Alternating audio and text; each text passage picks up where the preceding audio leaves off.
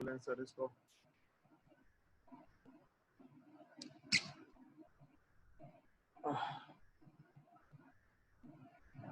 ठीक है। तो लोगों को आवाज नहीं आ रही है? एनीबडी, किसी को आवाज का चैलेंज हो रहा है तो आवाज आ रही है या नहीं आ रही है? मतलब मुश्किल हो रही है आप लोगों को सुनने में? एक ने तो मैसेज, रामा ने तो कर दिया कि मुझे आवाज नहीं आ रही है, तो रिकॉर्ड कर दें। मैं खैर रिकॉर्ड तो कर रहा हूँ, but anybody else who has difficulty in learning me, मतलब वो लिसनिंग मी, यानी तो आवाज की पिच में या क्वालिटी में कोई लोगों को सुनाई दे रहा है या चैलेंज आ रहा है मेरी आवाज आने में? एनीबडी, आवाज आ रही है आप लोगों को? जी सर, सही आ रही है। सही बात है, ठीक है। चलिए चलिए तो अब ये है, थोड़ा सा देख लेते हैं। हम एचआर के सिस्टम को देख रहे हैं क्योंकि नॉर्मली इजीएस्ट होता है और ये सारे लोगों का इसका ताल्लुक होता है। तो बाकी सिस्टम का होता है कि ऑर्गेनाइजेशन डिपेंड करती है। तो आपने ये करना है, तो पहले पार्ट में आपने क्या करना है कि सिस्टम को समझना है। देखिए ये एक पार्ट है, अगर आपको याद हो कंज्यूमर बैंकिंग में भी कहा था कि आपने एसआरएस तो लिखना है, लेकिन आपको समझना है। जो असाइनमेंट नंबर 1 और 2 था कि आपने पढ़िए समझिए कंज्यूमर फाइनेंसिंग को, फिर आप लिख पाएंगे। ठीक है, तो हम ये मैं किसी वजह से कह रहा हूँ। अब इस तब एचआर का सिस्टम बना रहे हैं, इसमें 5 पार्ट हैं या 5 मॉड्यूल कह लें। ठीक है, तो आप एक आईटी टीम का पार्ट हैं और आप एक रिक्वायरमेंट इंजीनियर हैं, ये आपका रोल है। तो आपने एक जगह जाके एचआर के सिस्टम की, ह्यूमन रिसोर्स मैनेजमेंट सिस्टम की एसआरएस डेवलप करनी है। अब वो एसआरएस कोई भी अच्छा टेम्पलेट हो, चाहे वो डीएसयू का जो वो है टेम्पलेट, वो भी यूज कर सकते हैं, IEEE का भी यूज कर सकते हैं, कोई सा भी यूज कर सकते हैं। तो आपने फ्लो चार्ट बनाना है या जो भी मॉडलिंग करनी है, आपने प्रोसेस बनाना है। तो प्रोसेस जो भी आपको आसान तरीका लगता है, BPMN से, स्विम लेन से, फ्लो चार्ट से। फ्लो चार्ट एक बेसिक है जो आपको आता होगा। तो रिक्वायरमेंट एंड सिलेक्शन, जब भी कोई ऑफिस चल रहा होगा तो उसमें रिक्रूट किया जाएगा, सॉरी रिक्वायरमेंट कह रहा हूँ, रिक्रूटमेंट एंड सिलेक्शन। तो लोग हायर होंगे, रिक्रूट होंगे और एक सिलेक्शन का प्रोसेस होगा, तो वो हम थोड़ा सा देख लेते हैं। फिर जब हायर हो जाता है तो फिर लोगों का डेटाबेस रखा जाता है कि भाई पर्सनल इंफॉर्मेशन, फैमिली की इंफॉर्मेशन, मेडिकल की इंफॉर्मेशन, जो भी है, जो भी डेटा आपका है वो मूव हो जाता है। फिर उसके अलावा अगर आप 10 साल से हैं तो जब कब कब आपकी प्रमोशन हुई थी, कब कब आपको लेटर मिला था और क्या ट्रेनिंग आपकी हुई है, ये सारी पर्सनल इंफॉर्मेशन आपकी उसमें चली जाती है और बहुत मतलब ये कॉन्फिडेंशियल इंफॉर्मेशन होती है। फिर जब आप काम कर रहे हैं 2 साल से, 5 साल से, 10 साल से, तो नंबर 3 है अप्रेजल। तो अप्रेजल एक्चुअली आपकी परफॉर्मेंस मॉनिटरिंग होती है हर साल या 6 महीने में। और उसको ये जजा और सजा का निजाम है कि अल्लाह ताला ने जो बनाया है कि जो अच्छा आदमी काम करे उसको जन्नत में डालो, मेरा हुक्म माने उसको जन्नत में डालो, और जो नेक काम नहीं करेगा, जो अल्लाह का हुक्म नहीं मानेगा, तो ये जजा और सजा है।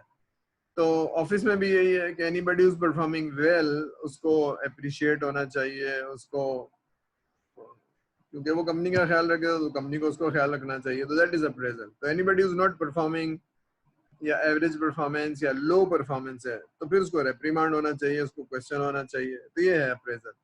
तो ऑर्गेनाइजेशन में आपकी सर्विस ली गई है और आपको परफॉर्मेंस देनी है। फिर आप 4 साल 5 साल काम कर रहे हैं तो आप बीमार भी पड़ेंगे, आपको कोई घर का काम भी पड़ सकता है, आप छुट्टियां भी कर सकते हैं। तो ये वाली चीज है कि कैजुअल लीव्स और सिक लीव। और कुछ ऑर्गेनाइजेशन में जहाँ मतलब आपको छुट्टी पे भेजा जाता है कि आप साल में काम करके स्ट्रेस आ गए होगी, थक गए होंगे, तो आप जाके छुट्टी करें 10 दिन, 15 दिन या 30 डेज। ठीक है, जैसे मिडिल ईस्ट में जब मैं काम करता था तो 30 डेज में 11 आवर मंथ का पीरियड होता है कि आपको 1 साल, महीने की छुट्टी मिलती है।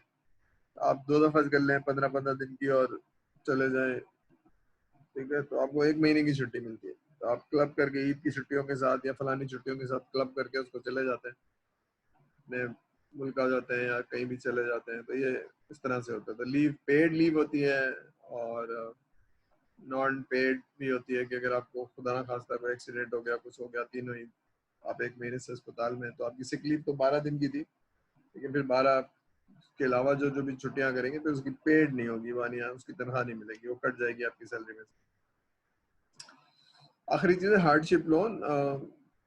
ये स्टाफ लोन भी कहलाता है, लेकिन ये हार्डशिप लोन टेक्निकल नाम इसलिए है कि अच्छी ऑर्गेनाइजेशन अपने प्रॉफिट को शेयर करती हैं, बोनसेस देती हैं, और अगर ऐसा कोई मुलाजिम है या ऐसा कोई स्टाफ है who has certain problem, for example अम्मी बीमार हो गई और हॉस्पिटल का खर्चा देने के लिए नहीं है 2 लाख रुपए, तो कंपनी आपको दे देती है 6 महीने के लिए, साल के लिए 2 लाख रुपए, और फिर आपकी तनख्वाह से काटती रहती है। या फिर खुदा ना खास्ता कोई और बात हो गई, आपको इमीडिएटली 2-3 लाख रुपए की जरूरत है, तो ये बहुत बड़ी अमाउंट नहीं होती, लेकिन ऐसे लोग जो हु कुड नॉट अफोर्ड, तो ये उनको अपने स्टाफ को सपोर्ट करना, कॉम्प्लीमेंट करना या उनका ख्याल रखना समझ लीजिए।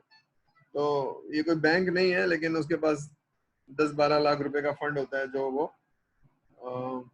रखते हैं अपनी लोगों की फलाह बहबूद के लिए।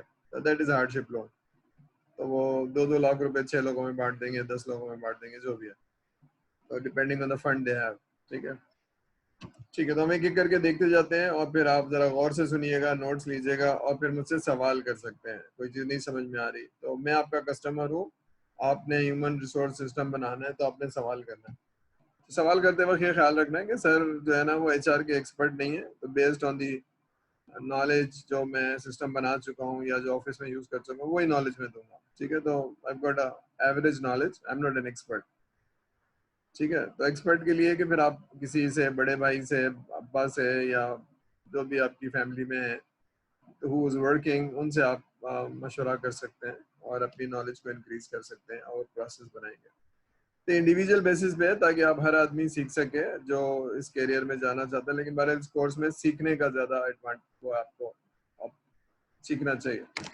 तो रिक्रूटमेंट का मतलब है लोगों को हायर करना बेस्ड ऑन विकेटेड पोजीशन या न्यू पोजीशन। तो हम एज्यूम कर लेते हैं कोई विकेटेड पोजीशन है, ठीक है, तो आप एक सॉफ्टवेयर हाउस में हैं और 10 प्रोग्रामर है या डेवलपर है, उनमें से एक छोड़ के जा रहा है, उसने रिजाइन कर दिया है, छोड़ के जा रहा है, तब उसको हायर करना है। या फिर आप किसी और ऑर्गेनाइजेशन में हैं जहाँ पर एक साहब ने रिजाइन कर दिया, वो छोड़ के जा रहे हैं, या आप सीएस डिपार्टमेंट में स्टूडेंट है, आपके एक टीचर ने रिजाइन कर दिया, वो छोड़ के जा रहे हैं 2 महीने बाद, 1 महीने बाद, तो उनकी जगह नया आदमी को रिप्लेस करना है, तो that is a vacated position.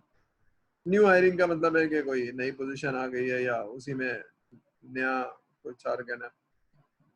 ठीक है, तो जॉब है, अगर एक आदमी की जॉब जा रही है, वो विकेट करके जा रहा है, तो जॉब एडवर्टाइज होगी। अब एडवाइस करने के कुछ चैनल्स होंगे, या तो आप अपनी वेबसाइट पे लगाते होंगे, या पोर्टल में डालते होंगे, या अखबार में देते होंगे, या जो भी आपका तरीका है। ठीक है, तो आजकल वेबसाइट पे डालना और जॉब पोर्टल्स पे डालना ज्यादा कॉमन हो गया है, अखबार में कम होता जा रहा है रिवाज। कॉर्पोरेट ऑर्गेनाइजेशन तो डालती हैं क्योंकि उनका इमेज का मसला होता है, कॉर्पोरेट को आधे पेज का, क्वार्टर पेज का, कि वो बताना चाहते हैं ना कि वो बहुत बड़ी कंपनी है, तो ये है उनके साथ है। तो एडवर्टाइजमेंट होगी, एडवर्टाइजमेंट के बाद कोई आप टाइम रखेंगे 10 दिन का, 2 वीक्स का, या जो भी है, डिपेंडिंग ऑन द सिचुएशन, महीने का भी रखा जाता है। ठीक है, तो ये है, तो आप उसका कट ऑफ टाइम रखेंगे, एडवर्टाइज करेंगे, उसके अगेंस्ट आपको सीवी मिलना शुरू हो जाएंगे। अब सीवी 2 तरीके से रखे जाते हैं, एक तो आप ईमेल डाल देते हैं, ईमेल के अंदर आना शुरू हो जाते हैं और आप उसको कहीं स्टोर करना शुरू करते हैं। दूसरा तरीका ये कि आप अपनी वेबसाइट पे का एड्रेस डाल देते हैं और एक सेक्शन होता है सीवीज, तो आप जॉब के अगेंस्ट सीवीज रिसीव करना शुरू होते हैं, तो इसका मतलब इलेक्ट्रॉनिक रिसीव करना होता है, तो आपके पास सीवी आना शुरू हो जाते हैं। फिर आप क्या करेंगे, फिर कोई आदमी उसको पढ़ेगा, देखेगा, उसको शॉर्टलिस्ट करेगा बेस्ड ऑन द क्राइटेरिया। ठीक है ना, ये वाला पार्ट। तो एक जॉब लिस्ट थी, वो पब्लिश हो गई, सीवी आना शुरू हो गया, तो 2 प्रोग्रामर हायर करने हैं और आपके पास 50 सीवी आ गए, इनमें से आप अच्छे कैंडिडेट्स को शॉर्टलिस्ट करेंगे। तो आप अच्छा क्या मतलब है, कोई क्राइटेरिया होगा, कोई यूनिवर्सिटी होगी, कोई जीपी होगा, कोई एक्सपीरियंस होगा, तो सीवी में कुछ बता रहा होगा। तो अच्छे स्टाइलिश किस्म के सीवी, रीजनेबल और रेलिवेंट किस्म के सीवी जो आप शॉर्टलिस्ट कर लेंगे, उनको इंटरव्यू के लिए बुलाएंगे। अब इंटरव्यू के लिए बुलाने में 2 चीजें, जो इंटरव्यू करेगा वो अवेलेबल हो, तो पूछ लेते हैं जिसने इंटरव्यू करना है, सर आप कब अवेलेबल है, मैं बुला लेता हूँ। ठीक है, 5 बजे के बाद बुला लूँ या इतने बजे बुला लूँ, तो पहले उसकी अवेलेबिलिटी चेक की जाती है, फिर उसके बाद आप कॉल करते हैं या ईमेल शूट करते हैं, तो you call for the interview. ठीक है, इंटरव्यू कंडक्ट होगा, उसका रिजल्ट सबमिट होगा, उसकी बेसिस पे अब इंटरव्यू 2-3 किस्म के हो सकते हैं, एक तो पहला इंटरव्यू, दूसरा इंटरव्यू टेक्निकल इंटरव्यू होते हैं, यानी आप उसके स्किल सेट देखते हैं, और अगर वो पास हो जाता है तो फिर आप पर्सनालिटी एवेलुएशन करते हैं, यानी उसकी पर्सनालिटी को देखते हैं। तो एक एवरेज सिनेरियो है कि एक इंटरव्यू होगा पर्सनालिटी का, टेक्निकल या टेस्ट होगा, और ठीक है। तो अच्छी जगहों पर ये होता है कि आपका टेक्निकल इंटरव्यू होता है और उसका रिजल्ट अगर अच्छा आता है तो उसी वक्त आपका टेस्ट होने के बाद इंटरव्यू हो जाता है, वरना फिर आपको दोबारा से बुलाया जाएगा कि जी आपका टेस्ट हो गया है, इसके रिजल्ट आ गए हैं, अब आप इंटरव्यू के लिए आ जाएं, दूसरा इंटरव्यू। ठीक है, उसके बाद फिर एक और इंटरव्यू होता है जो HR पर्सनैलिटी वैल्यूएट करता है। तो ये मान लो जो भी तरीका कार है कंपनी का, जितनी बड़ी कंपनी होगी उतने ज्यादा इंटरव्यू और उतनी प्रोसेसिंग ज्यादा होती है, मतलब 2 इंटरव्यू होंगे फिर इसका बुलाया जाएगा। छोटी कंपनी है वो एक ही वक्त में फटाफट कर लेगी, जल्दी से हायर कर लेगी आपको। That depends. ठीक है, तो इंटरव्यू एंड टेस्टिंग का प्रोसेस आपने लिखना है जो भी आपकी जहन में समझ में आ रहा है। फिर जो लोग सेलेक्ट हो जाते हैं फिर आप उनको अप्रूवल लेते हैं और सैलरी मतलब एक ऑफर लेटर भेज देते हैं। तो ऑफर लेटर जाता है, वो या तो एक्सेप्ट करेगा या रिजेक्ट करेगा या निगोशिएट करेगा। जी 1.5 लाख रुपए तनख्वाह कम है, थोड़ी सी बढ़ा दीजिए, इसको इतनी नहीं हो सकती, 1,80,000 नहीं हो सकती, तो हो जाएगी तो ठीक है, नहीं तो फिर वो बताएंगे नहीं चीज नहीं हो सकती, तो निगोशिएशन है। या फिर वो कहता है सही है, या फिर वो रिजेक्ट कर देता है कि भाई इससे कम पे तो मैं नहीं आऊंगा, आप किसी और को हायर कर लें। तो फिर आप सेकंड ऑफर देते हैं, थर्ड ऑफर देते हैं किसी को, तो आपके जो लिस्ट में होते हैं ना, तो जो लोग एग्री कर लेते हैं फिर उनको आप बुला लेते हैं और एग्रीमेंट साइन कराते हैं, और फिर ज्वाइनिंग डेट बता देते हैं, और फिर वो आपका एम्प्लॉय बन जाता है। जिस दिन एम्प्लॉय बनता है फिर आप उसका एक सेशन जिस दिन आता है वो आपको। तो ये सिलेक्शन का एक प्रोसेस है। सिलेक्शन में जो क्राइटेरिया में पूरे हो जाते हैं, एक्सेप्ट कर लेते हैं, वो फिर रिक्रूट हो जाते हैं आपके ऑर्गेनाइजेशन। ये एक सिंपल सा प्रोसेस है। तो इसमें कोई सवाल जहन में आ रहा है, कोई चीज पूछना चाहते हैं तो पूछ लीजिए, वरना फिर हम आगे जाएंगे। Any question anybody have in mind, कोई चीज पूछना चाहते हैं आप? अभी तक किसी के जहन में सवाल हुआ है कि अगर हायरिंग होगी तो कैसे होगी? थोड़ा सा सिमुलेट करिए कि अगर आप सिस्टम्स लिमिटेड में नौकरी करना चाह रहे हैं तो कैसे होगा। और एक जॉब अनाउंस होगी सिस्टम्स लिमिटेड की, नॉर्मली कहीं आपको पता चलेगा। अब तो व्हाट्सएप पे भी आ जाती है, और अब एक को पता चलती है उस 10 लोगों को बता देता है। ठीक है, तो एक ब्रोशर बनता है जो जॉब पोर्टल पे जाता है, व्हाट्सएप पे चला जाता है, उसके बाद आपको मालूम होता है तो आप अप्लाई करते हैं थ्रू ईमेल या व्हाटएवर। ठीक है, यहाँ तक बात समझ में आ गई है? किसी को कोई सवाल, कोई क्वेश्चन? नहीं तो हम आगे चलें भाई। ठीक है, क्योंकि आप मेरे सामने नहीं है तो मैं समझ नहीं आ रही। बहरहाल मेरा अजम्पशन ये है कि कोई सवाल नहीं करने का मतलब है या तो सारे लोग सो रहे हैं या फिर सारे लोग समझ गए हैं और कोई सवाल नहीं है। कौन सी वाली बात सही है? समझने वाली सर। समझ गए सर। वाली बात सही है। चलिए, तो बहुत अच्छी बात है यार, अच्छे बच्चे हैं। Personal information management. अच्छा, अभी आप हायर हो गए और आपकी इंफॉर्मेशन जो है, जो भी रिक्वायर्ड है वो सिस्टम में डाल दी जाएगी। और ठीक है, तो नॉर्मली कुछ क्लासिफिकेशन होती है, ये मैनेजमेंट है, ये फलाने हैं, ये फलाने हैं, तो वो उसमें नहीं जा रहे, लेकिन बहरहाल ये इन्फॉर्मेशन डाल दी जाएगी। नाम, qualification, experience, certification and honour, joining date, salary, ये आपकी बेसिक डल जाएगी। उसके अलावा आपकी पर्सनल इन्फॉर्मेशन डाली जाती है, फैमिली, क्योंकि ये अगर आप इंश्योरेंस है या हेल्थ इंश्योरेंस है तो उसमें बीवी बच्चों के नाम होंगे। ठीक है, ये हो गई आपकी, और ये आपका डेटा उसमें डल गया। और उसके बाद फिर आपकी परफॉर्मेंस डलती है कि अच्छी परफॉर्मेंस है, बुरी परफॉर्मेंस है। तो अगर कोई लेटर है तो इसका एनओ के डल जाएगा, या कोई रिपोर्ट है तो अगर आपके खिलाफ कोई एक्सप्लेनेशन लेटर है तो वो भी डल जाए।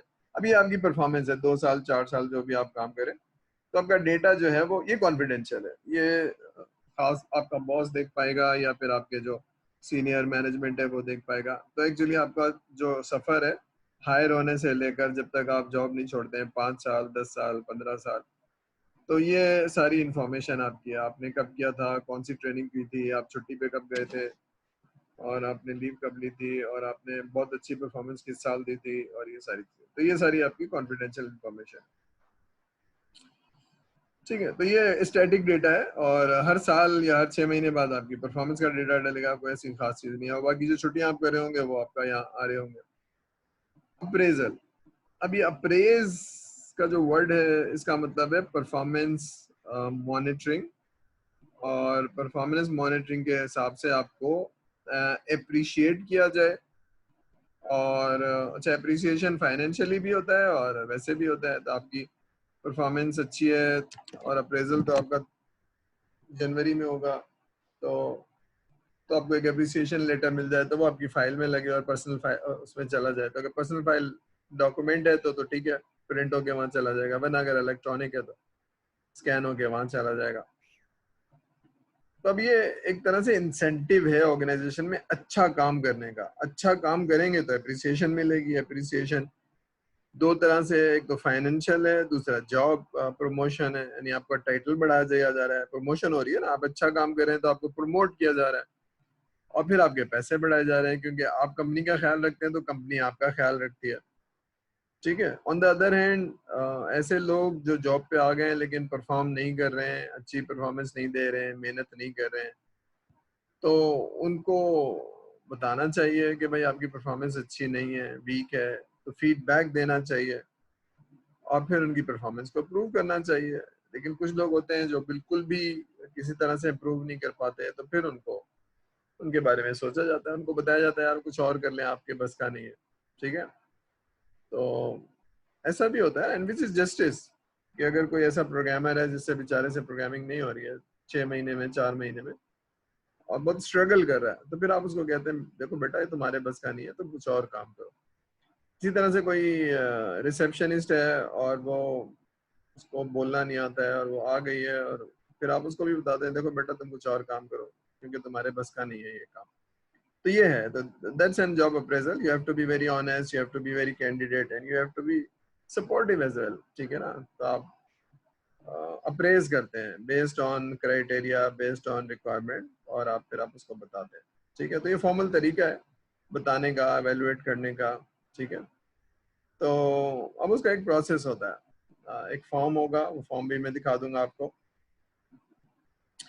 और तो अब आप ये है कि सिस्टम्स लिमिटेड में आप हायर हो गए और एज ए प्रोग्रामर, तो हर 6 महीने बाद आपकी परफॉर्मेंस देखी जाएगी। अब परफॉर्मेंस कैसे देखेगा आपकी, आप जरा सोचिए कि आप कैसे देखेंगे परफॉर्मेंस। और तो जाहिर सी बात है, आपका इमीडिएट बॉस जो आपको टीम लीड है या आपका जो भी सुपरवाइजर है, वो आपको काम दे रहा होगा। आप काम हमेशा टाइम पे कर देते होंगे और बहुत अच्छा करते होंगे और कुछ उसमें वीकनेस नहीं होती होगी, तो वो आपका पोटेंशियल देखेगा, फिर आपकी परफॉर्मेंस देखेगा और उसको नोट करता जाएगा 3 महीने, फिर अगले 3 महीने, फिर जबकि आपका अप्रेजल होगा उसमें लिखेगा कि इस प्रोजेक्ट में काम दिया था, बहुत अच्छा है। एक है जो अच्छा नहीं करता है, उसको फिर बिठाना पड़ता है, फिर समझाना पड़ता है कि भाई देखो ऐसे नहीं होता है, ऐसे कर लो, उसमें थोड़ा टाइम लगा लो, तुम्हें क्यों इतनी जल्दी जाती घर जाने की पड़ी होती है, 5 बजते नहीं है तुम निकल जाते हो, बैठ जाओ जरा पढ़ लो देख लो। अब ये वो वाला आदमी है जो परफॉर्म नहीं कर रहा है तो उसका बॉस उसको समझा रहा है। तो देयर आर टू एक्सट्रीम्स, अच्छी परफॉर्मेंस एंड बैड परफॉर्मेंस। एक है एवरेज, कर लेता है, बस थोड़ी सी मेहनत करे तो और अच्छा हो जाएगा, लेकिन बहरहाल ना मेहनत करता है ना कुछ करता है, वो एवरेज है। तो अब ये सारी परफॉर्मेंस कोई देख रहा है आपकी और वो रिपोर्ट हो रही है। ठीक है। तो अगर आप मैनेजर हैं या सीनियर मैनेजर हैं, तो जो अच्छा परफॉर्मेंस दे रहा है आप उसको प्रमोट करना चाहेंगे, उसके पैसे बढ़ाना चाहेंगे और चाहेंगे कि वो आपकी ऑर्गेनाइजेशन में 5 साल और रहे, 10 साल और रहे और आपका पार्ट बने। लेकिन ऐसे लोग हैं जिनकी पुअर परफॉर्मेंस है, उनको आप रेप्रीमांड करेंगे, आप उनको एक्सप्लेनेशन कॉल करेंगे, फिर भी सही नहीं होंगे तो आप कहेंगे भाई तुम ऐसा करो, कुछ और काम कर लो क्योंकि तुम परफॉर्म नहीं कर पा रहे हो। ठीक है ना। अच्छा, ये भी एक बहुत जरूरी काम है। ऐसा नहीं है कि कुछ लोग कहते हैं यार मैं नौकरी से कैसे निकाल दूं, तो नौकरी से ऐसे निकाल दूं क्योंकि ये आपकी अपनी ऑर्गेनाइजेशन नहीं है ना, आप भी एक तनख्वाहदार हैं, तो आपको ऑर्गेनाइजेशन का इंटरेस्ट देखने की जरूरत है। ये वैसे ही जैसे अगर आपके घर में नौकरानी काम नहीं करी है, परफॉर्म नहीं करी, तो आप क्या करेंगे? आप कहेंगे यार इसको कहाँ नौकरी से निकालूंगा, एक और नौकरानी हायर कर लेता हूँ। ऐसा तो नहीं करेंगे ना आप अपने केस में जहाँ आपके पैसे जा रहे होंगे। तो किसी ऑफिस के अंदर जब आप काम कर रहे हैं और आप हेड हैं, तो तब भी आपको इसी तरह से सोचना चाहिए कि आपके पैसे नहीं है, ऑर्गेनाइजेशन के पैसे हैं। तो ये जस्टिस है, यानी किसी को बताना ऑनेस्टली कि देखो बेटा तुम्हारे बस का नहीं है, तुम कुछ और करो, अल्लाह ताला ने कुछ और सलाहियतें रखी हैं। तो this is like this is justice. और जो अच्छा परफॉर्म कर रहा है उसको तारीफ करना और सारा कुछ करना। ठीक है। तो रहम आना चाहिए, लेकिन आपको रहम की कैपेसिटी नहीं है ना। एडमिनिस्ट्रेशन में राइट और रॉन्ग है। रहम आपको अपने फंड से ये है कि आप उसको नौकरी से नहीं निकाल रहे, तनख्वाह अपनी जेब से दे रहे हैं। हाँ, ये तो बहुत रहमदिली है, ये कर सकते हैं आप। चलिए, तो अब इसमें क्या है कि अप्रेजल कौन करेगा? अब बड़ी ऑर्गेनाइजेशन है तो दो लोग होंगे कम से कम। आपका एक सुपरवाइजर होगा, टीम लीड होगा, फिर आपका डिपार्टमेंट का हेड होगा। ठीक है, ये 2 लोग करेंगे और फिर वो एचआर में चला जाएगा। छोटी ऑर्गेनाइजेशन होगी तो डिपार्टमेंटल हेड ही आपका सारे कुछ देख रहा होगा, क्योंकि छोटी ऑर्गेनाइजेशन है। ठीक है ना, अगर 50 लोग हैं तो आप 50 लोगों में तो फंक्शनल हेड हर एक को नहीं देख पाएगा, तो उनके जो टीम लीड्स हैं वो देख रहे होंगे। लेकिन अगर हैं ही 12-15 लोग तो जाहिर सी बात है फंक्शनल हेड या जो भी उनका मैनेजर है वो देखना चाह रहा है। फिर अप्रेजल होगा, जो उसका क्राइटेरिया है वो हम थोड़ा सा देख लेते हैं कि क्राइटेरिया क्या है। आपकी परफॉर्मेंस का क्राइटेरिया होगा, ये परसेंटेज है तो ये है, ये है तो ये है, और इतनी परसेंटेज है तो इसके बाद 10% इंक्रीमेंट होगा, इससे ज्यादा है तो 12% होगा, 15% होगा।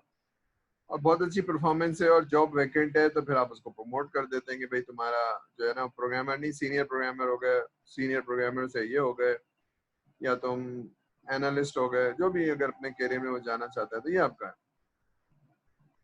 ठीक है, तो यहाँ तक समझ में आ गया। तो फिर मैं आपको इसका फॉर्म थोड़ा सा दिखा देता हूँ, इसका प्रोसेस दिखा देता हूँ, और बाकी चीज़ों पे हम डिस्कस फिलहाल नहीं करेंगे। पहले इन चीज़ों को थोड़ा सा ज़्यादा जोर देंगे, समझ लेंगे, ताकि एचआर का कुछ पार्ट हमने देख लिया, हमारी समझ में आ गया। और ठीक है, तो हम चाहेंगे कि उस पर हम काम करें। तो ये एक असाइनमेंट है, इसमें सारा काम हमने। अच्छा, मुझे 2 मिनट देंगे, अजान हो रही है, मैं इसको ज़रा जब अजान खत्म हो जाए तो फिर मैं चला।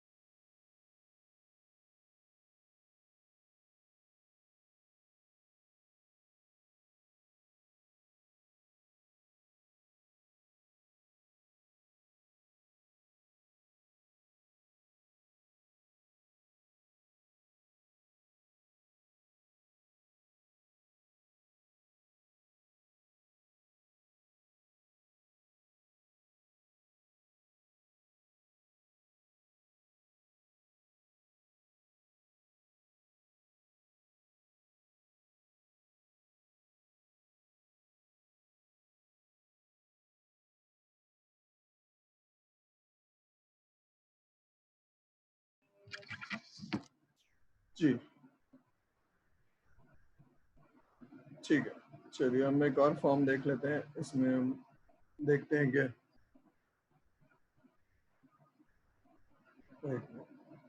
मैं एक फॉर्म दिखा रहा हूँ आपको, जिससे अप्रेज किया जाता है, तो वो फॉर्म मैं आपको भेज भी दूंगा। कहाँ गया ये वाला फॉर्म?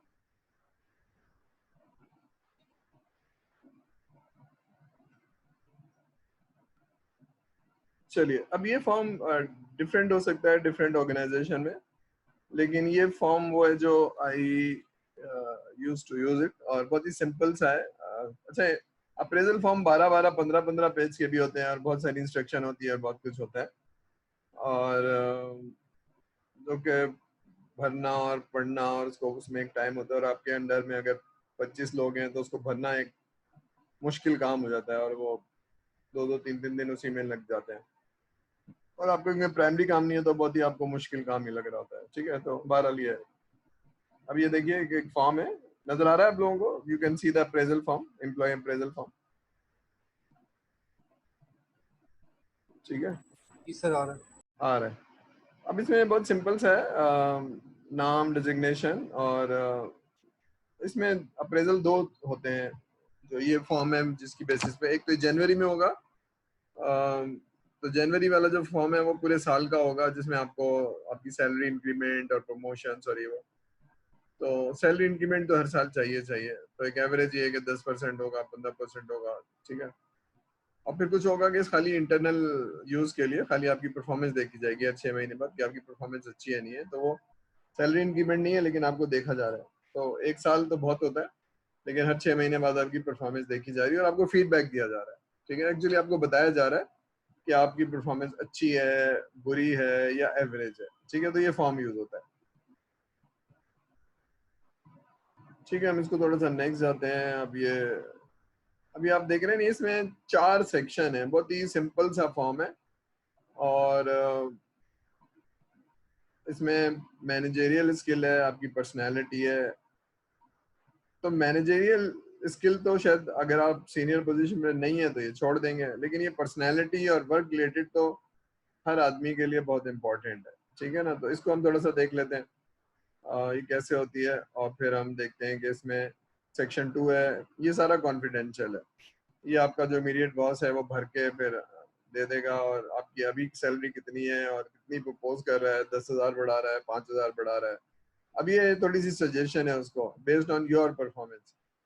ठीक है, तो अगर आपकी बहुत जबरदस्त परफॉर्मेंस है तो वो 20% भी बढ़ा सकता है, 25% भी बढ़ा सकता है। अच्छा, ये और डी है बहुत ही पुअर है तो 8%।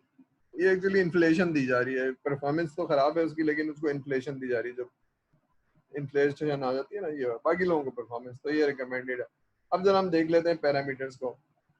अम, अगर आप मैनेजर हैं, टीम लीड हैं, तो आपकी ये सारी चीजें देखी जाएंगी। लीडरशिप, लीडरशिप से मुराद है कि लोग आपको किस तरह से लेते हैं और किस तरह से काम करने जाते हैं, लोगों का फीडबैक भी लिया जाता है। फिर आपका डिसीजन मेकिंग कैसी है, स्टाफ मैनेजमेंट एंड मोटिवेशन ये देखी जाती है, प्लानिंग एबिलिटी, इनिशिएटिव।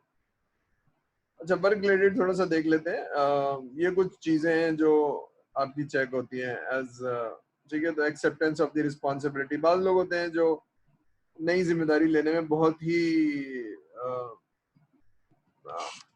क्या कहते हैं, मतलब वो अच्छी तरह से एक्सेप्ट नहीं करते हैं। ठीक है, तो वो उनकी पर्सनैलिटी में नजर आएगा। और अंडर प्रेशर तो बेचारे बहुत ही नर्वस हो जाते हैं, घबरा जाते हैं। तो ऑर्गेनाइजेशन को अच्छे और स्ट्रांग लोग चाहिए। तो ऐसे लोग जो स्ट्रांग होते हैं और बस प्रॉब्लम आ जाती है तो कहते हैं कोई बात नहीं, बैठे हैं काम कर रहे हैं सर, जरा डिनर मंगा लीजिएगा, लेकिन बैठ के काम करते हैं हम 12 बजे तक और उसको खत्म करके जाते हैं 2 दिन में।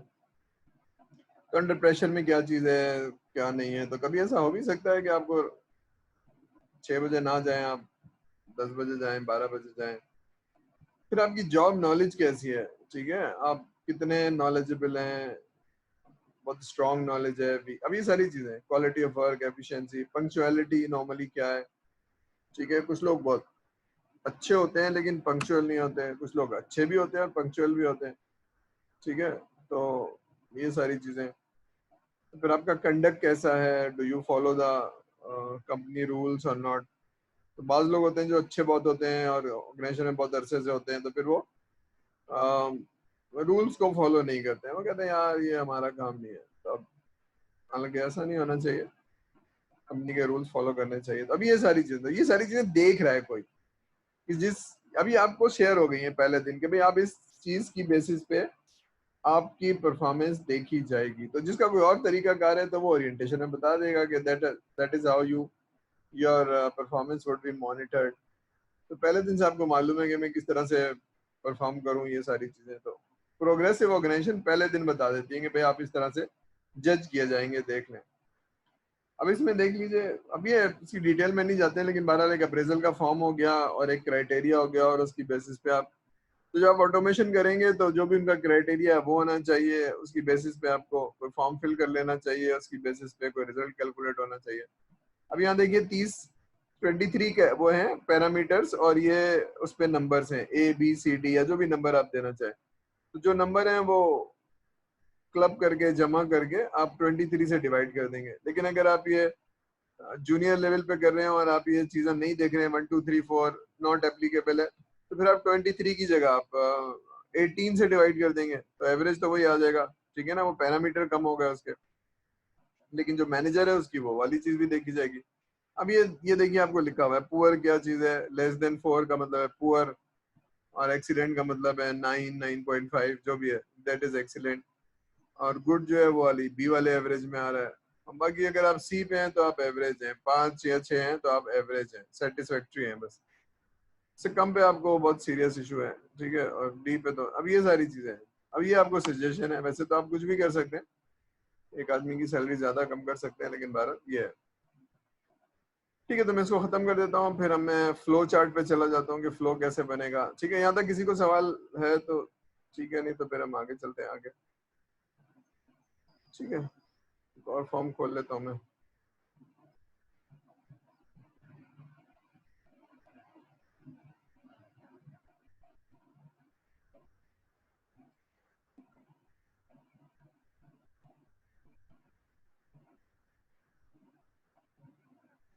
चलिए, ये फॉर्म नजर आ रहा है आप लोगों को, सारे लोगों को फ्लो चार्ट नजर आ रहा है। HR मैनेजमेंट में ये वही जो आपने अभी पढ़ा था, मैंने तो अभी इसका फ्लो चार्ट है, तब ये एक का हो गया, दूसरे का हो गया, तीसरे का हो गया। तो will discuss the first one. ये एक्चुअली आपने बनाना है, और मैं बना के इसलिए दिखा रहा हूँ आपको कि भाई इसको और अच्छे तरीके से कोई आपको और तरीका बनाना है। तो इसमें एक्चुअली फ्लो चार्ट नहीं है, 3 चीजें हैं, तो मैं बताता हूँ ये 3 चीजें क्या है। इससे प्रोसेस को समझना कैसे आसान हो जाता है। तो इसमें अभी रोल नहीं है, स्विम लेन नहीं है। ठीक है, ये सिंपल फ्लो चार्ट है, लेकिन फ्लो चार्ट के अलावा भी कुछ है कि जो स्क्रीन्स बनानी है उसकी इंफॉर्मेशन भी यहाँ पर है, और जो रिपोर्ट है वो यहाँ नहीं है, और यहाँ वर्क फ्लो भी है। तो मैं जरा कोई नहीं बताता हूँ आपको कि आप जब आप प्रोसेस लिख रहे होंगे तो ये वाली इस तरह की चीज आप लिखेंगे। ठीक है, तो अब प्रोसेस समझ लिया है कि आप हायरिंग करते हैं, ये करते हैं, तो कैसे करते हैं। तो एक प्रोसेस है जनाब, कोई आदमी छोड़ के जा रहा है या कुछ कर रहा है, तो फिर आप एक उनका जो हेड ऑफ द डिपार्टमेंट है, ये जो है कंट्रोल या वर्क फ्लो, वो एक फॉर्म भरेगा, चाहे तो वो इलेक्ट्रॉनिक फॉर्म है या फिर वो अ, जैसे भी फॉर्म है। तो उसका स्किल सेट क्या चाहिए, उसकी क्वालिफिकेशन क्या चाहिए, एक्सपीरियंस क्या चाहिए, ये सब लिखेगा। और पॉसिबल सैलरी और पर्क्स, गाड़ी मिलेगी नहीं मिलेगी, और ये होगा या नहीं होगा, तो जो भी चीज़ है तो वो लिख देगा उसमें। तो ये एक फॉर्म भरेगा। ठीक है, अब ये एक फॉर्म भरेगा। अभी एक फॉर्म किस तरह से होगा ये भी मैं आपको दिखा देता हूँ। तो ये एक फॉर्म, एक इलेक्ट्रॉनिक फॉर्म है जो वो भरेगा। वो भर के फिर HR के पास जाना चाहिए, और उस हिसाब से जॉब अनाउंस हो जानी चाहिए। ठीक है, तो अब ये मैं दिखा देता हूँ आपको। अच्छा, बाज़ दफा होता है कि जनाब हालात बहुत खराब है, कोरोना वायरस है, तो जो जा रहा है उसको जाने दें, नई हायरिंग नहीं होगी, तो फिर तो आपको अप्रूवल नहीं मिल रहा है। ठीक है ना, क्योंकि बिजनेस है ही नहीं। जैसे एयरलाइन का बिजनेस है, 3 महीने से एयरलाइन तो चल ही नहीं रही है, या होटल है तो होटल तो चल ही नहीं रहे, कोई आ ही नहीं रहा है, तो खाली पड़े हुए हैं, तो जो स्टाफ है उसको रखने का क्या फायदा। ठीक है, रूम साफ करने का, बाथरूम साफ करने का कोई फायदा ही नहीं, क्योंकि कोई आ ही नहीं रहा है। लोग आते हैं जाते हैं तो ये सब चीजें साफ होती हैं, खाना पकता है, लोगों को खिलाया जाता है। ठीक है ना, तो 3 चीजें तो अब डिपेंड करता है कि, ठीक है, तो अगर आप एक नॉर्मल सिनेरियो में आपका एक आदमी छोड़ के जा रहा है, तो फिर आप फॉर्म भरते हैं, और फिर वो उसके लिए इनिशिएशन शुरू होती है, इंटरव्यू होता नहीं, जॉब अनाउंस होती है, CV रिसीव होते हैं, और फिर आप उसको इंटरव्यू करके और ऑफर देते हैं और हायर कर लेते हैं। ठीक है, तो अगर वो अप्रूवल फॉर इम्प्रूवमेंट है तो फिर आप आगे चलते हैं नीचे। ठीक है, आप क्या करते हैं, जॉब को एडवर्टाइजमेंट कर लेते हैं। ये अब आपका कल्चर है, आप किस तरह से एडवर्टाइज करते हैं। ठीक है, चलिए आज सर को बोलने में मुश्किल हो रही है। तो कुछ लोग आप भी बोलिए। अच्छा चलिए, जो जॉब एडवर्टाइजमेंट हो गई फिर, अच्छा ये आप ये देख रहे हैं कि ये फ्लो चार्ट तो है लेकिन सिंबल अलग अलग हैं, तो कुछ लोग जरा इसको भी एहतियात से इस्तेमाल करें क्योंकि हर एक का अलग मतलब है, ठीक है ना। दिस इज एन इनपुट, ये एक्चुअली बता रहा है कि कोई फॉर्म है, और ये एक अलग चीज बता रहा है, ये डेटाबेस बता रहा है, ठीक है। तो डेटाबेस को और तरीके से भी दिखाया जा सकता है, इस तरह से भी दिखाया जा सकता है। तो ये डेटाबेस का सिंबल है, तो डेटाबेस में आ गए सारे कोई जो भी है। फिर आप उसको रिव्यू करते हैं बेस्ड ऑन फंक्शनल टाइटल, ये सारी चीजें, ये सारी जो लिखी हुई है ना, ये एक्चुअली वो डॉक्यूमेंट है जो मैनुअल डॉक्यूमेंट है आपके, एम्प्लॉयमेंट फॉर्म, ये एप्लीकेशन फॉर्म, ठीक है ना।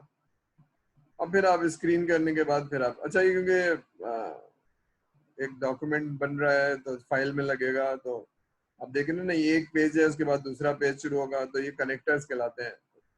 पढ़ा होगा आपने किसी कोर्स में, नहीं तो वैसे इस कोर्स पढ़ने की जरूरत नहीं है। तो ये यहाँ से शुरू होगा, ए पे खत्म हुआ है तो ए से शुरू हो रहा है, तो ए यहाँ खत्म शुरू हो रहा है, तो इंटरव्यू शेड्यूल होगा, उसके टेस्ट रिजल्ट्स होंगे, ठीक है, ये पढ़ लीजिएगा। अगर एक आदमी क्वालिफाई नहीं कर रहा है तो वो रिजेक्ट हो जाएगा। इंटरव्यू हुआ और पता चला जी उसका स्किल सेट नहीं है या उसका एक्सपीरियंस नहीं है या उसकी नॉलेज नहीं है, तो वो रिजेक्ट हो जाएगा और वो फाइल में लग जाएगा। तो रिजेक्शन की फाइल अलग हो जाएंगी कि भाई इन सबको रिजेक्ट कर दिया गया। जो लोग क्वालिफाई करेंगे फिर उनको शॉर्टलिस्ट कर लिया जाएगा, सेलेक्ट कर लिया जाएगा, और उनको अब ये डिपेंड करता है कि आपका सिलेक्शन क्राइटेरिया क्या है, सिलेक्शन प्रोसेस क्या है, सिलेक्शन क्राइटेरिया क्या है। एक इंटरव्यू के बाद आप उसको ऑफर दे देते हैं, या 2 इंटरव्यू के बाद देते हैं, या 3 इंटरव्यू के बाद देते हैं, ठीक है। तो अच्छी ऑर्गेनाइजेशन में नॉर्मली एक रिटर्न टेस्ट हो जाता है आपका, एक फॉर्म भरवा लिया जाता है और एक रिटर्न टेस्ट हो जाता है। तो फॉर्म भरवाने के बाद फिर आपका उसी दिन या किसी और दिन, जब भी आपकी इंटरव्यूअर की टाइम खाली होता है, आपका इंटरव्यू कर लिया जाता है। तो वो इंटरव्यू एक प्रिलिमिनरी देखने के लिए होता है कि भाई अगर इसकी जान है तो इसको बुलाओ, नहीं है तो फिर आगे बुलाने की जरूरत नहीं है, क्योंकि फिर वो सेकेंड इंटरव्यू होता है वो ज्यादा लोग होते हैं, ज्यादा लोग बैठते हैं।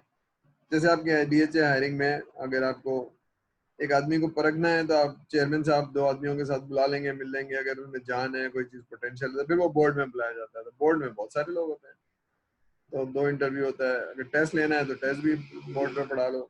तो इसी तरह से किसी का भी प्रोग्रामिंग का कोर्स इंटरव्यू है, तो ये सारा प्रोसेस है। तब कोई एक प्रोसेस होगा जो आप फॉलो कर रहे होंगे, उसको आप ऑटोमेट कर रहे होंगे जरा, ठीक है। तो आपको थोड़ा सा देखना होगा क्या प्रोसेस है, किस तरह से ऑटोमेट है।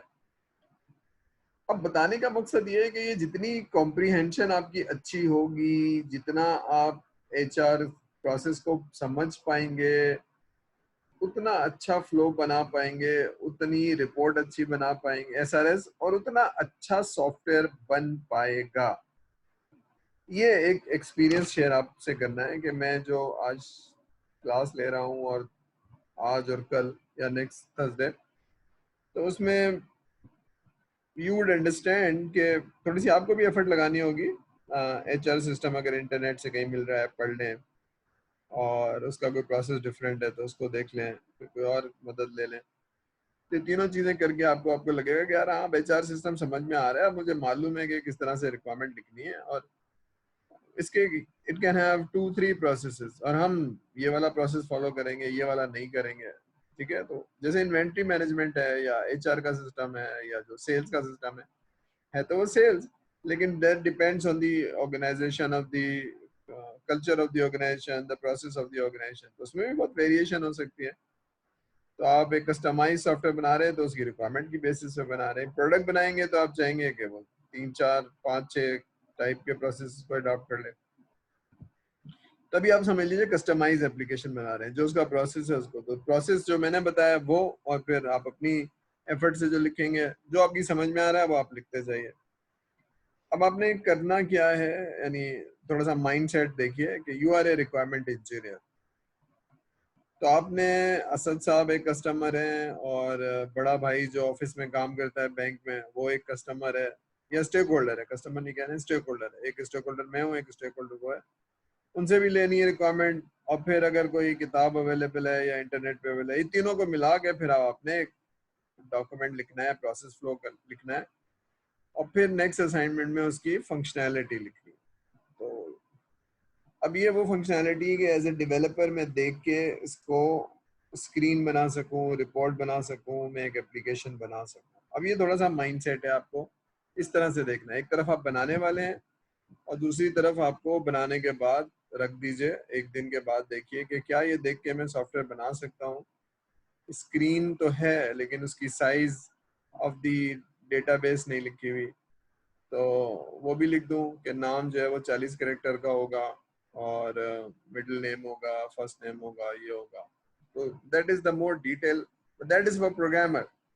कस्टमर ने तो कहा नाम होना चाहिए, लिख दिया ना मैंने, अभी नाम होना चाहिए, तो नाम तो ठीक है, लेकिन जब आप प्रोग्रामिंग में लिखेंगे, एक्चुअल लिखेंगे, तो वो नाम 25 कैरेक्टर का भी हो सकता है, 40 कैरेक्टर भी हो सकता है, बट एवरेज वो 25-26 का होता है। तो लेकिन अगर कभी आप बड़ा आ गया तो फिर क्या करेंगे? अब ये सारी चीजें जो डेवलपमेंट वाली हैं, जो आपको डिफरेंट तरीके से सोचनी है। तो एज ए रिक्वायरमेंट इंजीनियर आप कंप्यूटर साइंस भी पढ़ चुके हैं, आपको बिजनेस की नॉलेज सब दे रहे हैं, you have to have both. ठीक है, तो टेक्नोलॉजी की भी नॉलेज के नॉर्मल नाम जो है वो पाकिस्तान में 2 होते हैं, लेकिन किसी के 3 नाम भी हो सकते हैं, first name, middle name and last name. ठीक है, जो एक इंडस्ट्री की प्रैक्टिस है, first name, middle name, last name. ठीक है, पाकिस्तान में नॉर्मली 2 ही नाम होते हैं, लेकिन आप मिडिल ईस्ट में जाए तो वो तीसरा नाम भी पूछते हैं। ठीक है, कि तीसरा नाम क्या? तो नॉर्मली दे हैव 3 नेम्स। ठीक है, यहाँ तक कोई सवाल, कोई चीज नहीं समझ में आ रही है, कोई चीज पूछना चाहें with respect to the perspective कि भाई हमें हम अब रिक्वायरमेंट इंजीनियर हैं और हमें कस्टमर से कोई और सवाल तो नहीं पूछ लेना चाहिए। तो I am your customer, do you want to ask anything else? कोई और सवाल, कोई चीज जो जानना चाहें आपको एसआरएस बनाते वक्त, आपको ये चीज हेल्पफुल होगी, आप पूछना चाहें?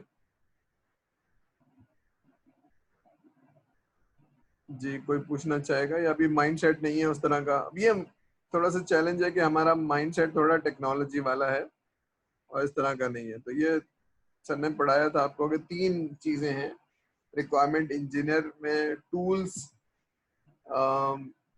और एनालिसिस करने के लिए मॉडलिंग और एक नॉर्मल अंग्रेजी।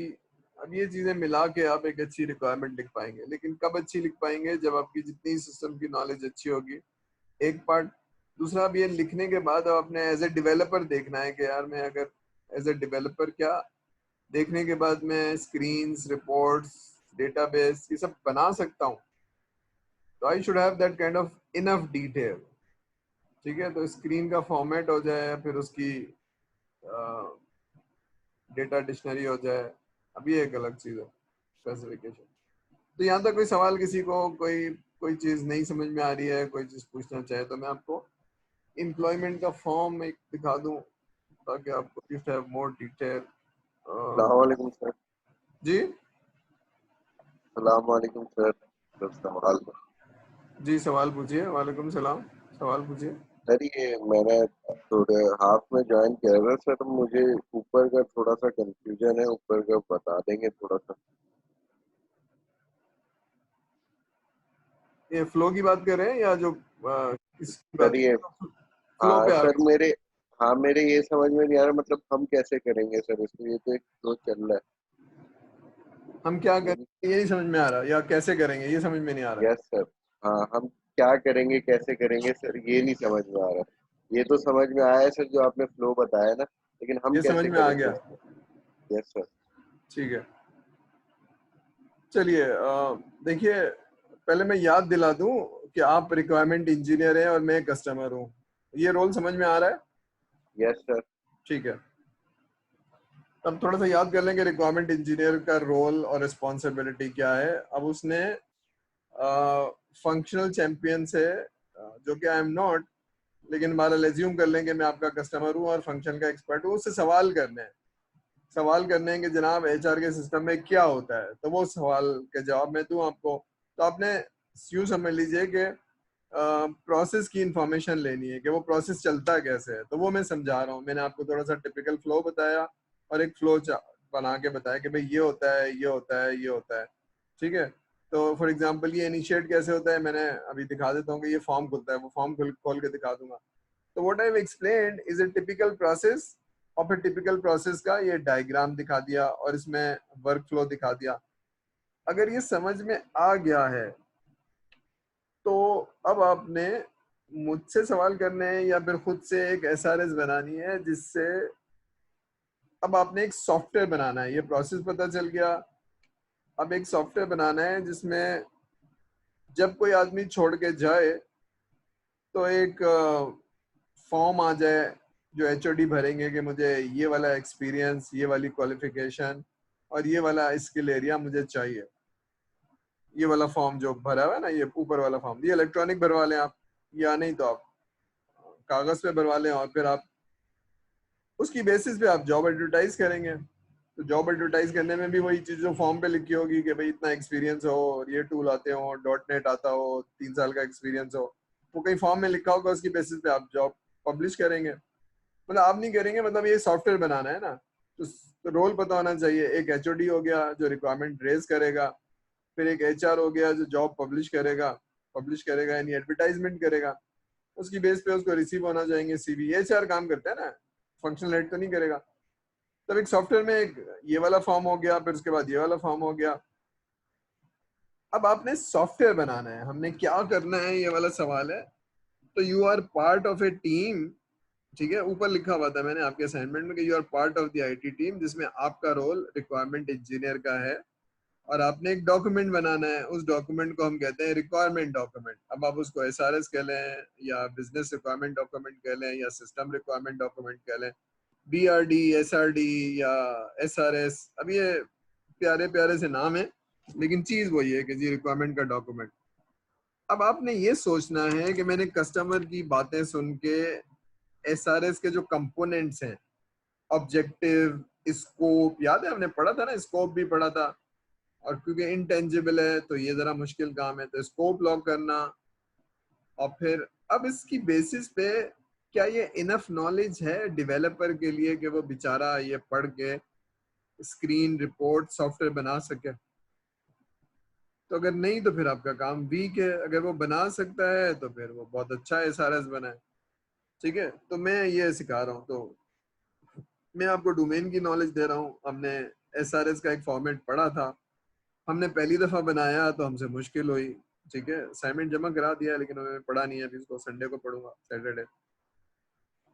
तो ये दूसरी दफा बना रहे हैं। तो इस कोर्स में पढ़ने के बाद जो हमारा एफआईपी का एसआरएस बनाना है वो बहुत अच्छा बन जाना चाहिए, क्योंकि सर पढ़ा रहे हैं, सिखा रहे हैं। ठीक है, तो क्योंकि हम एफआईपी में डोमेन की नॉलेज ले ही रहे होंगे, तो वो नॉलेज, वो प्रोसेस वो हम ज्यादा बेहतर अच्छा बना, एटलीस्ट जो सॉफ्टवेयर डेवलपमेंट कर रहे हैं, जो बाकी कर रहे हैं, रिसर्च के प्रोजेक्ट कर रहे हैं या फिर वो डेटा साइंस के कर रहे हैं, उनके लिए नहीं। क्योंकि हम तो सॉफ्टवेयर इंजीनियर्स या कंप्यूटर साइंस में वो ब्रांचिंग पे अभी हम नहीं गए। हम तो आपको एज इंजीनियर्स दिखा रहे हैं कि इंजीनियर जो सॉफ्टवेयर डेवलपमेंट करेगा, तो ये है। तो आपने एक डॉक्यूमेंट बनाना है जिससे एक इंफॉर्मेशन लेनी है कस्टमर से, डॉक्यूमेंट करके। अब ये डॉक्यूमेंट देना है टेक्निकल टीम को या डेवलपमेंट टीम को, जिससे वो बना सके। ये आपका काम है। क्या भाई आंसर द क्वेश्चन? सही सर। ठीक है। सर इसकी डेडलाइन? चलती हुई ट्रेन में चढ़ेंगे तो ऐसे होगा। ये आप असाइनमेंट नंबर 2 में जाके देख लीजिए, उसकी असाइनमेंट की डेट भी है और इसकी 15 दिन दिए गए आपको, मंडे से लेकर अगले मंडे तक। तो दरमियान में ईद की छुट्टियां हैं, तो जितनी जल्दी कर लेंगे उतना अच्छा है ये पढ़ने के बाद। लेकिन इसको पढ़ने के बाद अगर नहीं पढ़ेंगे तो भूलते जाएंगे। जो कुछ आज पढ़ा है वो 3 दिन बाद पढ़ेंगे तो फिर वो दिमाग से निकलता जाएगा। ठीक है, तो अभी पढ़ने के बाद अगर भाई से पूछ लेंगे कि भाई तुम्हारे ऑफिस में क्या होता है, या अब्बा से पूछ लेंगे, और नोट करते जाएंगे, वो लिखते जाएंगे, और वही आप कागज में लिखते जाएंगे, तो ये आपका एसआरएस बन जाएगा। उसमें गलतियां होंगी तो सर पढ़ के बता देंगे, देखो इसमें ये गलती है, इसमें ये गलती है, इसमें ये गलती है, तो फिर हम सीख जाएंगे। ठीक है भाई। सर अगर इसकी डेट आगे बढ़ाते सर, एसआरएस और एसडीएस भी है एफआईपी के लिए, वो भी बनाना है सर। ईद की छुट्टियों में क्या क्या काम करेंगे सर? हाँ, ये बात तो है, कितने काम। सर एक और बात सर, ग्रुप में कर दिया करें प्लीज। अबे और तो नंबर सर कैसे दूंगा हमारा ग्रुप में? मुझे सबको नंबर देने हैं, पास करना है, तो ग्रुप को नंबर मल्टीप्लाई बाई 3 कर दूंगा, क्या करूंगा?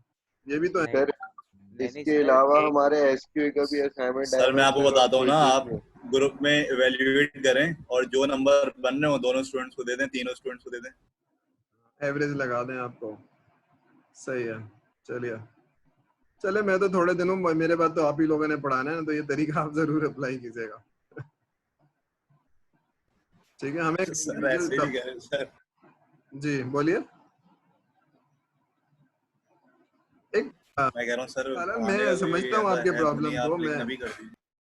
जी जी जी, हमारा टीचर के लिए एक कुछ प्रोसेस लेकिन फॉलो करना जरूरी है ना, डॉक्यूमेंट है जिसपे कोर्स फाइल सर बने, जिसपे सारा कुछ होगा। चलिए खैर, सर वो सर बारह बात ये है इंडिविजुअल करना है ये। जी, अली कुछ बोल रहे हैं, बोलिए। जी सर, मैं ये कह रहा हूँ कि बात ये है ना सर, बेशक टीचर्स को फॉलो करना है सर, पर इतनी सारी जो है ना वो असाइनमेंट्स की बॉम्बार्डमेंट हो जाती है कि हमें समझ ही नहीं आ रहा है। हर हफ्ते जो है ना वो 3 असाइनमेंट हर कोर्स के करने पड़ रहे होते हैं। हर असाइनमेंट मतलब सर वो मिड, ठीक है वो मिड कैंसिल हुआ है सर, लेकिन इसमें हमारा तो कोई कसूर नहीं है ना। लाइक ये सर पूरा ऐसे दिखाया जा रहा है कि शायद हमारा ही कसूर है कि मिड कैंसिल हुए और कोरोना आया। सर इतने सर सारे वैसे एक और बात बता दूं, मिड कैंसिल नहीं हुए, उसके नाम पे ग्रैंड क्विज लिए। बताएं बच्चों के साथ ज्यादती है कि नहीं? ज्यादती के बच्चे, मैं तो खुद सॉल्व करवा रहा हूँ ना। करना कहाँ है, आधा तो सर खुद करवा रहे हैं पूरा क्लास में लेके, कि नहीं? यही तो बना के देना है अब, यही तो।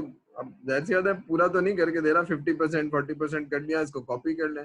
जो डिफिकल्टी वाला पार्ट है ना, उसको मैं एड्रेस कर रहा हूँ कि भाई अब कैसे करना है, वैसे करना है ना, कि भाई वो टिपिकल प्रोसेस बना दिया, वही कॉपी पेस्ट कर दिया, उसके बाद ये प्रोसेस बना दिया। अब क्योंकि सारे लोगों का एक जैसे ही होगा, जो सर ने बनाया वही होगा, तो इसलिए उसमें थोड़ा सा ये है कि भाई आप 20-30% एफर्ट कर लें, भाई से पूछ लें, तो वो थोड़ा सा बताएगा, इस तरह से नहीं, ऐसे होता है, हमारे यहाँ ऐसे होता है। तो जितने लोगों के भाई हैं, तो थोड़ा थोड़ा सा मॉडिफाई हो जाएगा, तो 50-60% तो वैसे ही बन जाएगा। नहीं, आई अंडरस्टैंड योर कंसर्न। मैं ये नहीं कह रहा हूँ कि कोरोना हमारी वजह से आया था सर, हम पे क्यों मुश्किल ले रहे हैं। हम पे भी मुश्किल है, लेकिन बहरहाल हमें मिल बांट के ही करना होगा ना। तो मैं इसलिए कह रहा हूँ कि वी आर ट्राइंग टू, अब ये वाला जो प्रोसेस है, इसको ये वाला प्रोसेस तो रिक्रूटमेंट का ऐसे ही हो जाएगा ना, लेकिन बाकी वालों को हमें थोड़ा सा करना होगा, और हम कर लेंगे।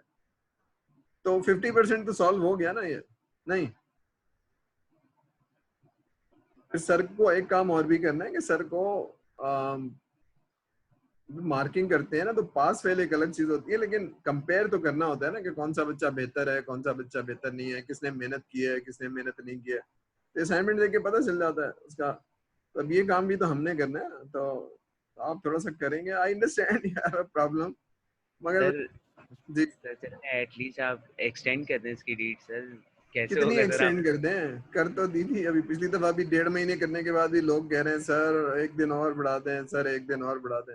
ये सर लेकिन क्या सर, ये वाला असाइनमेंट लेकिन किया भी तो है ना सबने सर। लेकिन सर आप पीछे हमारी जो है ना वो बाकी कोर्सेज की हिस्ट्री देख लें सर। हर हफ्ते में एक क्विज और एक असाइनमेंट लाजमी हर कोर्स का है, और 7 मतलब एफआईबी को हटा के 6 असाइनमेंट्स हैं और 6 कोर्सेज हैं सर। हर कोर्स का असाइनमेंट, हर कोर्स का क्विज, एक हफ्ते के अंदर कितने अच्छा, ये क्विजेस। डेट है, जरा देखिए, आपको स्क्रीन नजर आ रही है? ये कल की डेट में अनाउंस हुआ है, और ये 15 दिन है, 29। वो अब ईद की छुट्टियां आ रही हैं, आई एम नॉट श्योर, लेकिन अब what the date you want. अब ये डेट वो है जो आप फिक्स करेंगे, फिर ये नहीं कहा कि एक दिन और बढ़ा दें, 2 दिन और बढ़ा दें, सर ये बता दें आप ये। क्योंकि इसके अलावा भी एक असाइनमेंट है जो वो भी करना है, 2 असाइनमेंट है ना ये। 15 मार्क्स सही है, 15 मार्क्स है वो है, और 50% तो हुआ हुआ है इसमें। तो 50% तो हो गया, सबके पास हो गया। अब अच्छे नंबर, जाहिर सी बात है, जो मेहनत करेगा वो लेगा, जो अच्छी मेहनत नहीं करेगा वो नहीं लेगा। अब इतनी तो ऐसा है ना। चलिए, दिख रही है डेट, दिख रही है आपको? सर डेट तो दिख रही है सर, पहले देख ली थी, लेकिन सर अगर एक्सटेंड कर सकें। एक्सटेंड करूंगा तो फिर क्या, नेक्स्ट असाइनमेंट सेमेस्टर के बाद लूंगा क्या, अल्लाह के बंदे। सर 10th जून को ले लें सर, ये इतना हुआ है, तब तक हमारे कर भी लेंगे सर सब। तो दोनों असाइनमेंट 10 जून को दे देंगे, 2 नहीं सर, इसका एक और होगा क्या? अब इसमें तो ये प्रोसेस बनाना है जो सर ने बना दिया है, उसके बाद फिर फंक्शनैलिटी लिखनी है क्या इसमें? एसआरएस को 2 पार्ट कर दिए सर ने। असाइनमेंट में एसआरएस बनाना है, 2 पार्ट कर दिए। एक तो ये जो आपको दिखाया अभी, ये प्रोसेस दिखाया ना, सॉरी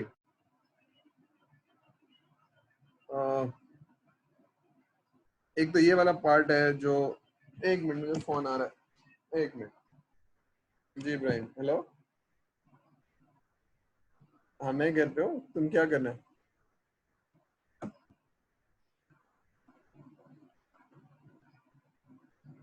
अच्छा अच्छा ठीक है, अच्छा अच्छा मैं दे, एक एक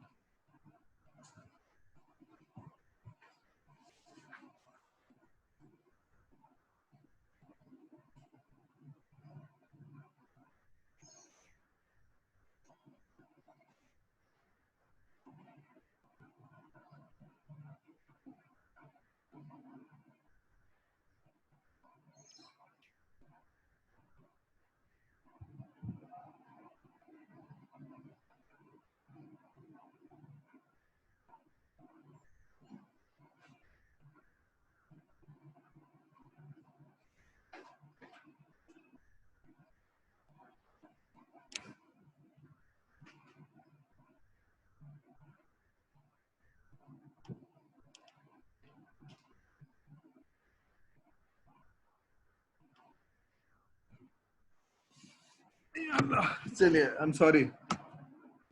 चलिए तो हाँ मैं क्या कह रहा था, मैं बता रहा था आपको, असल में घर में भी कोई आ जाए ना तो फिर ये भी एक चैलेंज है। तो ये प्रोसेस बनाना है, एक असाइनमेंट ये है कि आपने सारे प्रोसेस बनाने हैं जो है ना, तो एक ये बना हुआ है जो आप कॉपी पेस्ट कर देंगे, इसमें से बाकी चीजें आप निकाल देंगे, और इसको अगर मॉडिफाई करना है तो ये मॉडिफाई कर देंगे। अगर स्विम लेन बनाना है तो फिर आप उसमें स्विम लेन में रोल भी डालेंगे, जैसे ये HR head of the department का रोल है तो इसका स्विम अलग हो गया, HR का स्विम लेन अलग हो गया, ठीक है। तो इसी तरह से जो आदमी है उसका स्विम लेन अलग होगा। थोड़ा सा सोचना है आपके स्विम लेन कैसे बनता है, ये थोड़ी सी वो लगानी है, या फिर आप यही बना देंगे। बाकी के भी बने हुए हैं, अब मैं इसलिए नहीं दे रहा हूँ कि वरना फिर आप लोग एफर्ट नहीं करेंगे। बहरहाल ये एम्प्लॉय अप्रेजल को हम थोड़ा सा देख लेते हैं। तो एक असाइनमेंट ये है आपको कि ये आपने फ्लो बनाना है खाली। तो फ्लो बनाने में कितनी देर लगती है यार? 1 घंटा भी नहीं लगता है, उठाया कॉपी किया और सारा कुछ हो गया। टिपिकल प्रोसेस तो लिखा हुआ है ना, ये देखिए प्रोसेस लिखा हुआ है, मैं आपको दिखाऊं।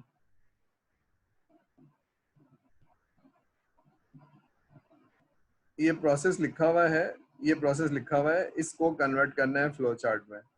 ये सारे सर ने बना दिया, और एक का फ्लो मैं बना के भेज रहा हूँ आपको, ये वाला फ्लो। तो हो जाएगा ये एक असाइनमेंट। दूसरा असाइनमेंट ये है कि अब इसको देखते हुए, फ्लो को देखते हुए आपने फंक्शनैलिटी लिखनी है। तो वो अलग है कि फंक्शनैलिटी, ये तो आपने प्रोसेस लिख लिया है, जो कस्टमर ने बताया वो समझ लिया। अब ये लिखने के बाद आपने टेक्निकल टीम को भी देना है ना कि भाई तुम क्या बना के दोगे, तो जो आप उसको कहेंगे वो बना के देगा। तो फिर वो अपने एक्चुअल काम है कि फंक्शनैलिटी भी लिखनी है ना। टिपिकल फ्लो तो खाली नहीं होता है ना SRS के अंदर, फंक्शनल रिक्वायरमेंट भी होती है। ये 2 काम है आपको, ठीक है। हो जाएगा या नहीं होगा? उसकी क्या डेट होनी चाहिए भाई? ठीक है जी।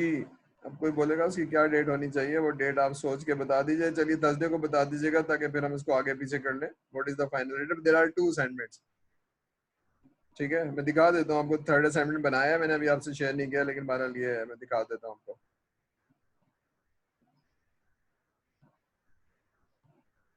असाइनमेंट नंबर 3, ये असाइनमेंट नंबर 3। अब वो जो आपने प्रोसेस लिखे हुए हैं ना, ये टिपिकल प्रोसेस है, इसका आपने फंक्शनल रिक्वायरमेंट लिखनी है, ये अलग 15 नंबर का है।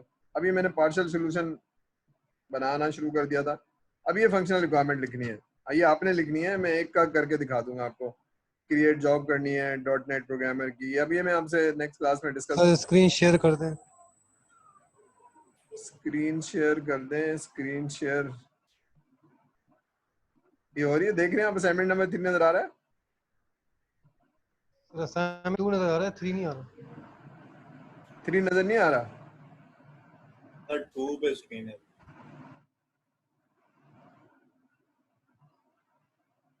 अब आया स्क्रीन असाइनमेंट जी नंबर? सर। हाँ, तो ये मैंने अभी बनाया है, इसमें से कुछ चीजें मैं डाल रहा हूँ। पार्शियल सोल्यूशन है ये एक्चुअली। तो पार्शियल इसलिए कि मैं 100% तो ऐसी बात नहीं करूंगा। तो ये टिपिकल प्रोसेस है जो मैंने आपको भेजा हुआ है और इसका एक्सप्लेन किया है। इसका एक आपने फ्लो चार्ट बनाना है, असाइनमेंट नंबर 2। असाइनमेंट नंबर 3 क्या है, अपने फंक्शनल रिक्वायरमेंट लिखनी है अभी में, ठीक है। जब वो फंक्शनल रिक्वायरमेंट ये है कि जनाब ये लिखना है, ये लिखना है, ये लिखना है, तो आप उसको थोड़ा सा लिखेंगे, फिर इसके आगे आप थोड़ी सी डिटेल डाल देंगे जो भी फंक्शनल रिक्वायरमेंट है। तो ये 3.1 जैसे आपने अगर वो SRS मालूम हो आपको, तो SRS में चैप्टर 3 या सेक्शन 3 होता है ना, तो ये 3.1 है, ये 3.2 है, ये 3.3 है, जो भी हम रिक्वायरमेंट लिखते हैं उस तरह से, ठीक है। तो इस तरह से ये आपने लिखना है, बस ये असाइनमेंट हो जाएगा। तो आधा सर कर देंगे, आधा आप कर लेंगे। आई समझ या नहीं आ रही है?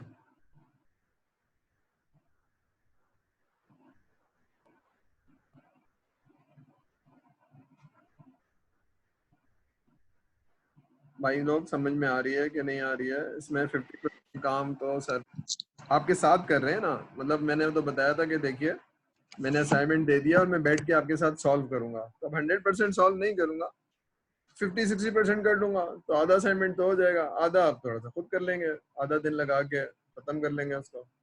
हो जाएगा अभी या नहीं होगा, या अभी भी घबराहट है?